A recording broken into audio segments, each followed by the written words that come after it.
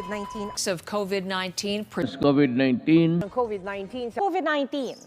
You've probably heard a lot about COVID-19 that are contagious infections caused by the SARS-CoV-2 virus and have emerged from other variants. It is a common virus that triggers respiratory tract infection that infects the nose, sinuses, and upper neck as well as your lungs. Serious sickness is more likely to strike the elderly and those with existing illnesses such as heart disease, diabetes, severe lung disease, or cancer. The virus can spread mainly between people in close contact. It spreads quickly in a crowded environment, in enclosed spaces with poor ventilation, or by prolonged contact with an infected individual. The particles in larger respiratory droplets to smaller aerosols are released into the air when an infected person coughs, sneezes, speaks, sings, or breathes. It can spread through surfaces such as touching your nose, mouth, or eyes after coming into contact with surfaces where an infected person has coughed or sneezed.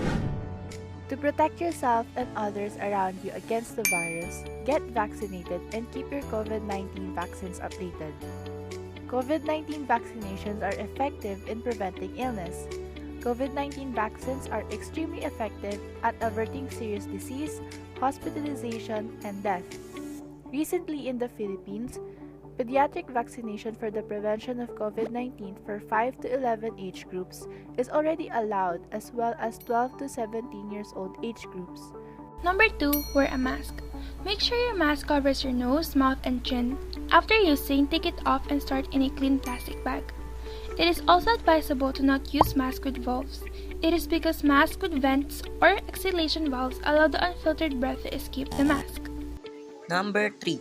Keep good hygiene. Wash your hands frequently for at least 20 seconds with soap and water or sanitizer.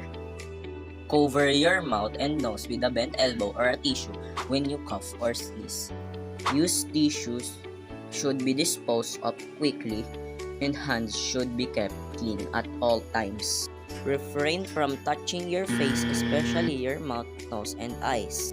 Number 4. Maintain social distancing. Maintain at least a 1 meter distance between you and the people as a practice. 5. Attain safer environment by avoiding the 3 C's, areas that are closed, crowded, or involves close contact. Clean and disinfect surfaces frequently, including the surfaces that are regularly touched, such as door handles and phone screens. Number 6. Watch out for symptoms. The World Health Organization classified the symptoms of the virus.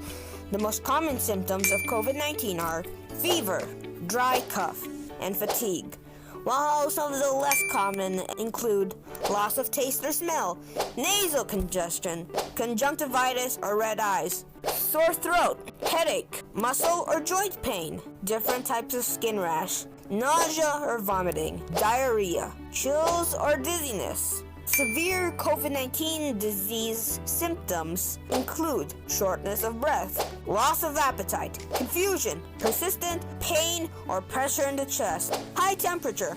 Lastly, if you feel unwell, felt the common symptoms, or tested positive, seek medical help right away. Call by telephone first and follow the directions of your local health authorities. If advisable, stay home and self-isolate until you recover.